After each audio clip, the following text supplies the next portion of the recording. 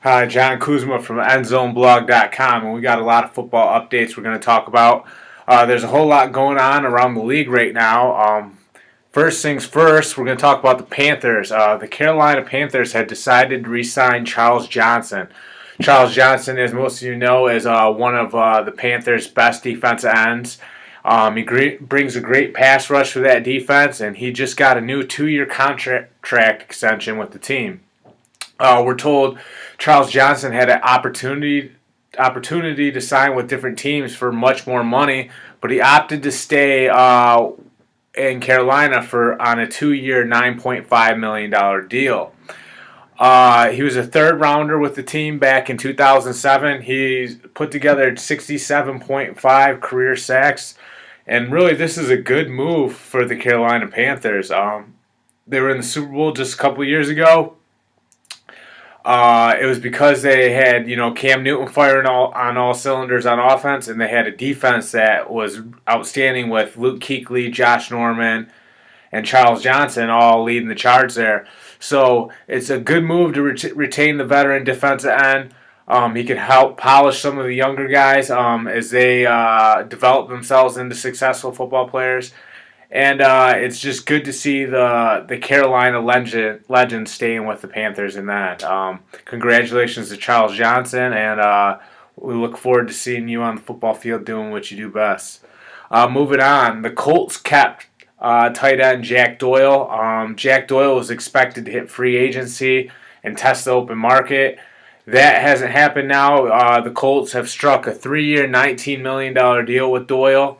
They'll also pay him $2 million in bonuses over the duration of the contract. So he has all the incentive in the world to go out and keep doing what he's been doing, especially this past season. Doyle has, emerged as the top tight end on that roster.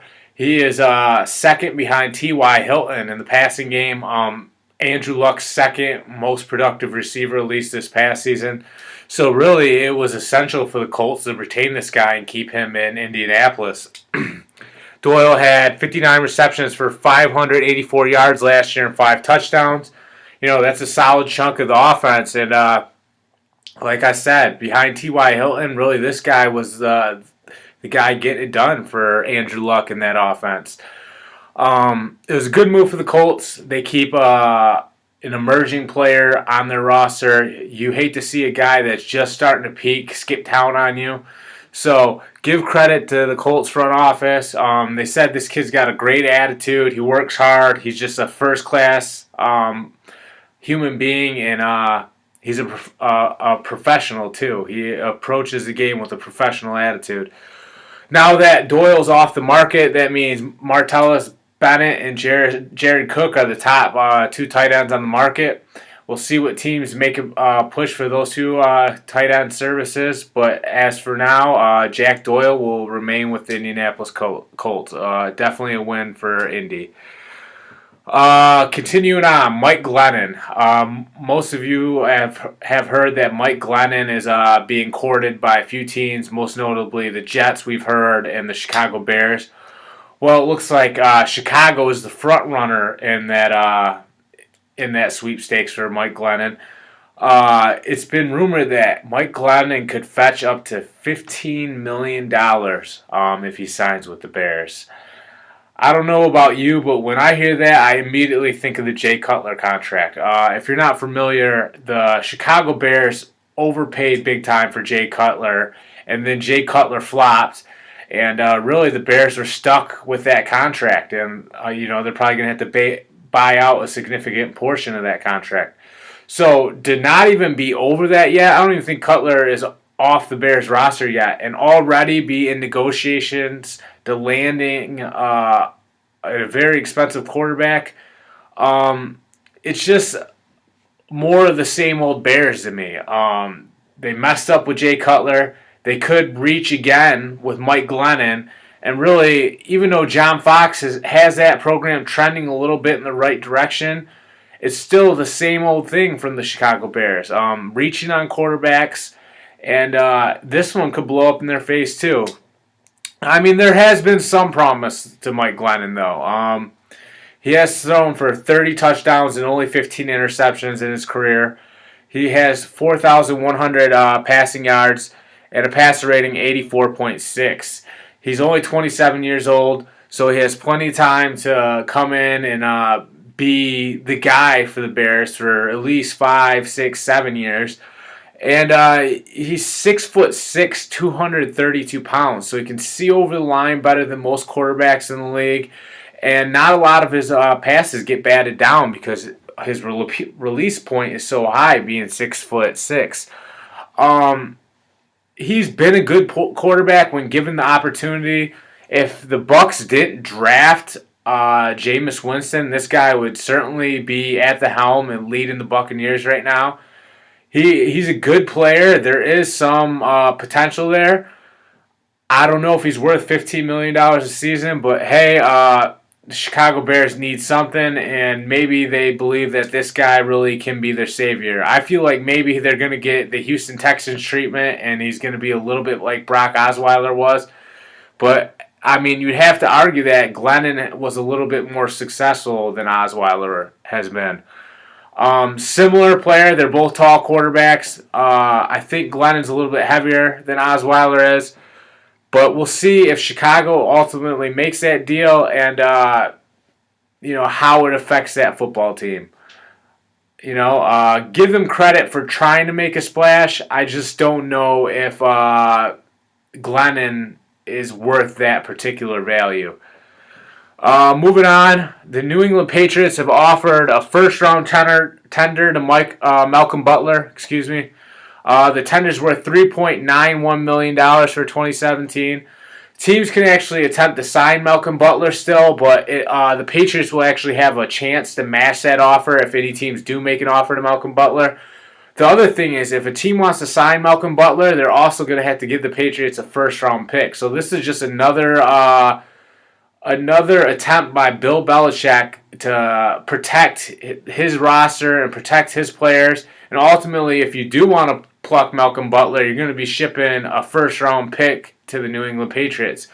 It seems like New England always finds a way to get extra picks and multiple first-round picks.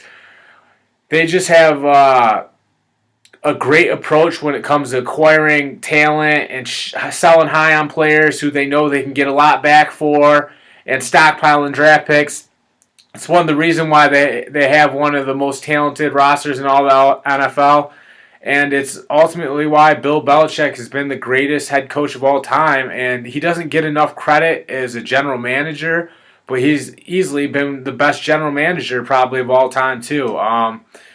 Give the Patriots their franchise credit. They retain Malcolm Butler, who's an emerging star at the cornerback position. And if they do let him go, they're going to get compensated handsomely for a good player. Finally, the next topic. AP has said that Seattle and Oakland are two other prospective locations for him. We reported just a few days ago that Adrian Peterson would give a discount to the New England Patriots if they sign him. Apparently, the Patriots only want to pay $2 million for a running back. They're even going to let LeGarrette Blount walk. That has compelled Adrian Peterson to pursue maybe a few other options. We know now those options are Seattle and Oakland. I don't know what's going on with Thomas Rawls in Seattle or the rest of the running backs there. Adrian Peterson could come in and kind of fulfill some of that void that Marshawn Lynch left behind when he retired.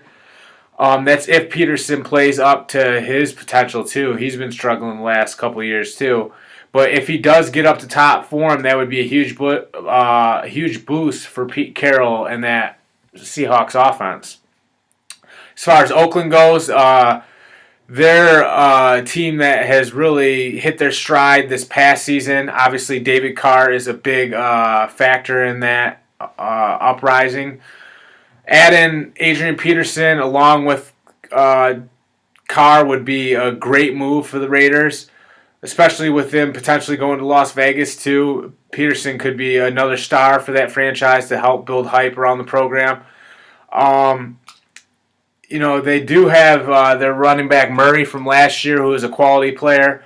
But adding Adrian Peterson to the mix would also boost that ground game too. If you can get AP for a cheap price, there's no doubt about it that he's worth the gamble. He's arguably the greatest, one of the greatest running backs to ever play the game. And if Seattle or Oakland walks away with Adrian Peterson, that would be a huge win for those two football teams, or whichever football team got him. Finally, Calais Campbell. Calais Campbell, the former Cardinals defensive end. The Cardinals offered him a $10 million deal. I think it was $10 million annually to come back and play for them. He is actually getting courted by the Jacksonville Jaguars, too. The Jaguars are really interested in putting them on their defensive front. We're also hearing the Denver Broncos are also in the hunt for Campbell as well. So right now, it's up to the Cardinals to retain him and not let him go to either Denver, Jacksonville, or maybe a different team that's trying to lure him in. The Cardinals haven't been able to do that so far, and we're told that Calais Campbell believes he can get more than a $10 million contract. So maybe money will drive him away from Arizona. He's been a good player there for a long time. I think he's around 30 years old now. He would really help Jacksonville. Jacksonville struggled last year with, I think, 3-13 record. They need all the talent they can get on their roster. Campbell would be a great addition. We'll see if they ultimately can do what it takes to get him away from the Cardinals. That's going to give their team a better chance to compete. Jacksonville, they got a lot of problems there. Blake Bortles hasn't panned out. The defense has underachieved. And Calais Campbell, maybe that guy can come in and provide a positive impact for this football team. That's all we have for tonight. Thanks for tuning in as always. Go visit Endzoneblog.com if you're looking for some pro football content. And check out our Twitter, our Facebook. We're on Google Plus too. We're doing everything we can every day to grow the business and give you top quality football content. Thanks for your time as always. I'm John Kuzma. Have a great night.